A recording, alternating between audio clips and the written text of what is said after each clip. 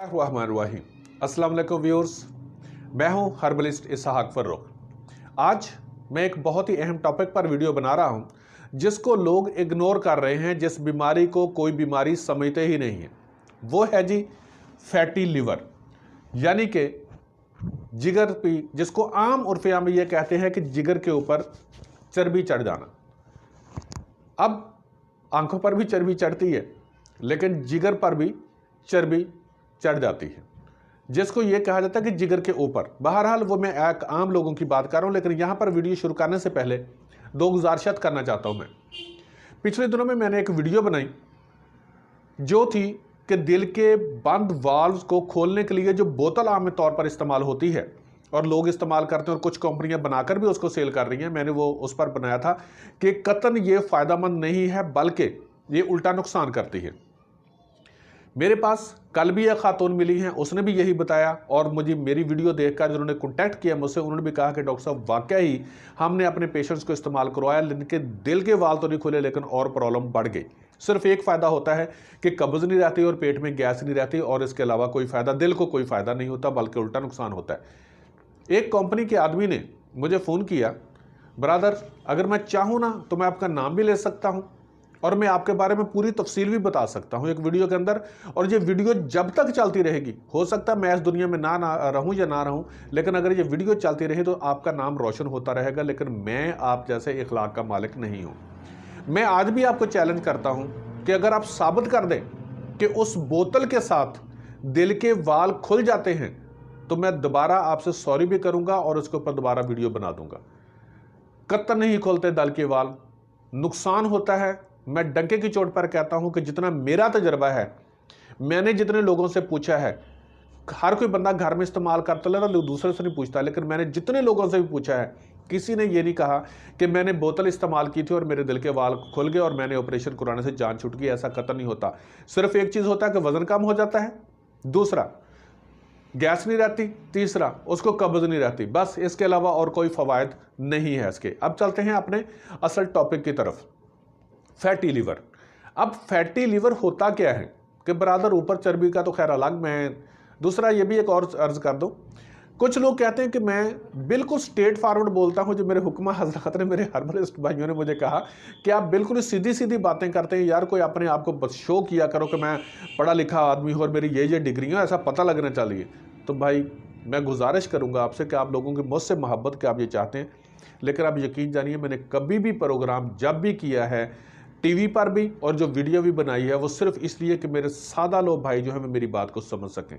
अमीर लोगों को, पढ़े लिखे को तो चलो वो तो इंग्लिश भी समझते हैं, तो बाकी ये भी बात समझ लेते हैं, उर्दू भी, लेकिन मैं बहुत ही सादा ज़बान इस्तेमाल इसलिए करता हूँ कि वो लोग जो कम पढ़े लिखे हैं वो समझ सके, वरना ये नहीं कि मैं ऐसे ही इंग्लिश मारता रहूँ। अब ये बात है जी कि फैटी लिवर डिजीज़ इसके अंदर है जी कि सिम्टम क्या है। अब फैटी लिवर डिजीज होता क्या है कि जिगर के अंदर चर्बी बढ़ जाती है, जिगर के अंदर चर्बी बढ़ जाती है। और चर्बी का क्या चीज होती है कि जब टोटल वजन जितना है जिगर का, उसके अंदर जब 5% से 10% तक चर्बी आ जाती है, तो उसको कहते हैं फैटी लिवर डिजीज। अब फैटी लिवर डिजीज की अलामत क्या है? उसके अंदर थकावट महसूस होने लग जाती है, थोड़ा सा काम किया थक जाता है, भूख जो है वो ख़त्म होना शुरू हो जाती है, थोड़ा खा ले पेट भर जाता है, थोड़ा खा ले पेट फूल जाता है, गैस रहने लग जाती है, पेट बड़ा निकल आता है, बाकी अज़ा छोटे नज़र आने लग जाते हैं, टांगों में, पिंडलियों में सोजन आने लग जाती है, जब उसको दबाएं तो गड़ा पड़ने लग जाता है, ट्राइग्लिसराइड, कोलेस्ट्रॉल बढ़ जाता है। इसकी और भी प्रॉब्लम्स हैं, और भी सिम्टम्स हैं इसकी, जो अमूमी तौर पर देखने में आती है। अब ये है कि हमारे लोगों में जिसको इग्नोर किया जाता है कि ये कोई बीमारी ही नहीं है, तो ये आगे स्टेजेस में कितने आकर कितनी ज़्यादा प्रॉब्लम क्रिएट करती है, आप लोगों को अंदाज़ा नहीं होगा। दूसरा है इसके अंदर के काजेज़, इसकी वजूहात क्या आती हैं। वजूहात जो हैं इसकी, प्लीज़ वीडियो को ज़रा थोड़ा सा डीपली देख लीजिएगा, तो ये ना कीजिएगा कि देर हो रही है, बल्कि थोड़ा सा प्लीज़। वजूहात इसकी जो आती हैं वो सबसे ज़्यादा अब इसकी दो जो लिखी हुई होती हैं बुक्स के अंदर जब कुछ होती हैं, अगर मैं उसको भी बताऊं तो अल्कोहलिक और नॉन अल्कोहलिक कहा जाता है।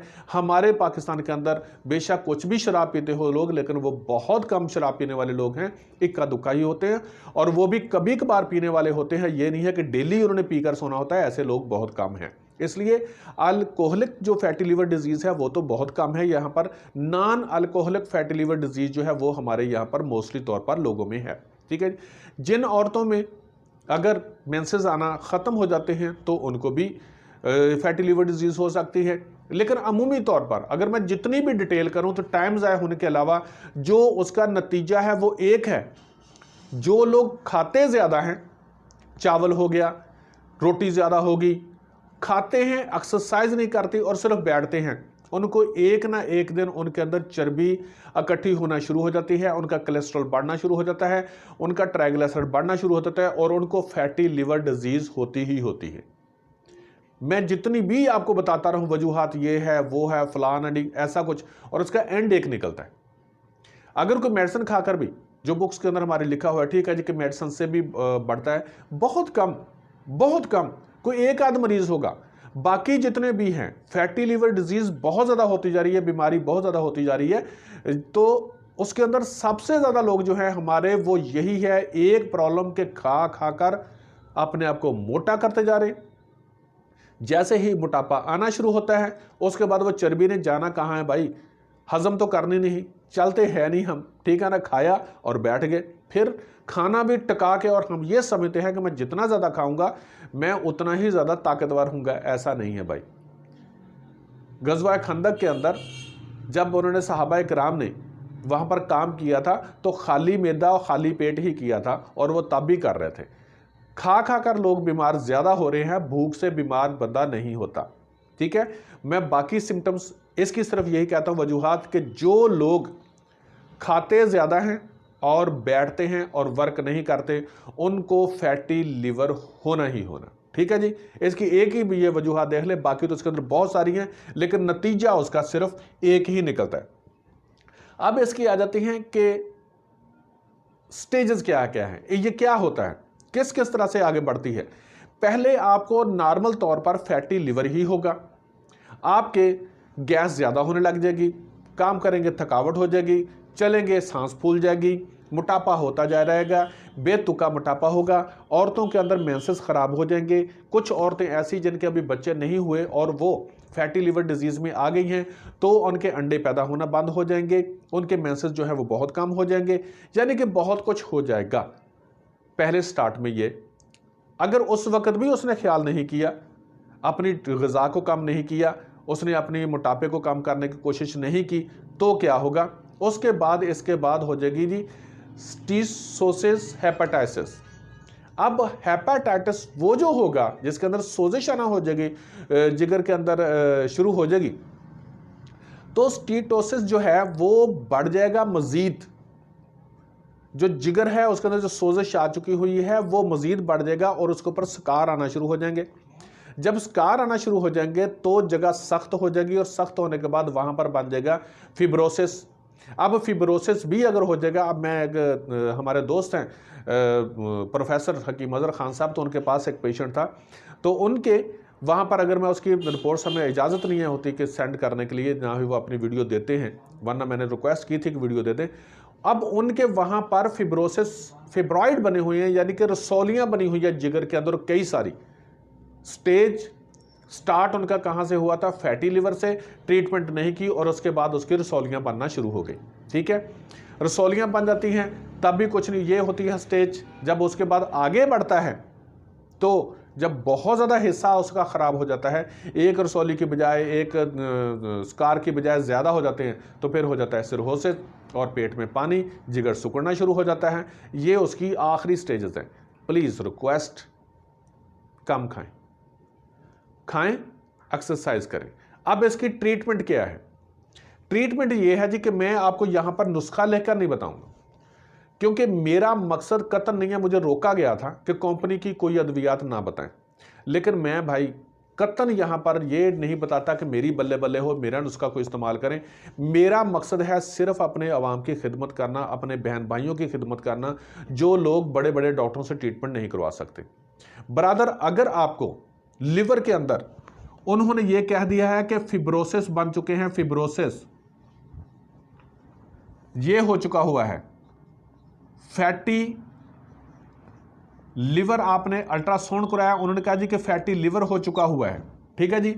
सिरहोसिस की स्टेज जो बहुत होती है वो डॉक्टर के बगैर, कंसल्टेशन के बगैर ट्रीटमेंट मत करें, वो गलत होता है, ठीक है।